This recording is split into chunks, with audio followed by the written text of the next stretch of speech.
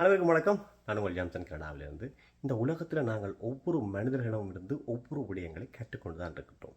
உண்மையிலே நான் ஒரு பிச்சைக்காரனிடமிருந்து ஒரு பாடத்தை கேட்டுக்கொண்ட விடயத்தைத்தான் உங்களோட பகிர்ந்து கொள்ளப் போகின்றேன். இலங்கை தலைநகரான கொழும்பில் கொச்சிக்கடை அந்தோனியார் கோயிலுக்கு முன்னால் ஒரு பிச்சைக்காரன் இருந்தான். எனது நண்பன் தான் அறிமுகப்படுத்தினான். அவனிடம் போய் ஒரு 1000 ரூபாய் காசை என் நண்பன் கொடுத்தான். கொடுக்கும்போது அவன் அந்த காசை வைத்துக்கொண்டு கீழே நிலத்தில் விழுந்து எல்லாம் சுழண்டு விட்டு திரும்ப நண்பனிடம் அந்த காசை கொடுத்து, எனக்கு 1000 ரூபா வேண்டாம், 20 ரூபா தான் என்று சொன்னான். நண்பனும் 20 ரூபா கொடுத்த போது நான் அவதானித்துக் கொண்டிருந்தேன். போய் பானும் வாழைப்பழமும் வாங்கி அதை அவன் சாப்பிட்டு விட்டு மிச்ச காசை மற்ற பிச்சைக்காரர்களுக்கு கொடுத்து கொண்டிருந்தான். எனக்கு ஆச்சரியம், என்னடா இது இப்படி ஒரு பிச்சைக்காரனா?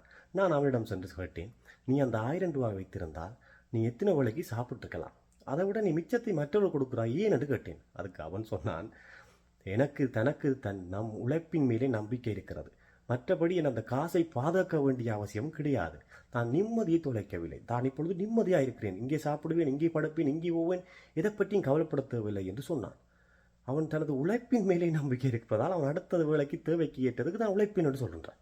மற்றது தன் காசை சேமித்து பாதுகாக்காமல் தான் மற்றவர்கள் அதை கொடுத்து விட்டு ஃப்ரீயாக இருக்கிறேன் என்று சொல்கிறான்.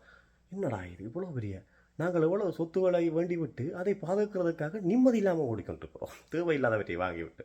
அவன் எதுவுமே இல்லாமல் நிம்மதியாக இருக்கிறான். அப்போ நிம்மதி என்றால் என்ன? எல்லாம் இருப்பதா, இல்லாமல் இருப்பதா?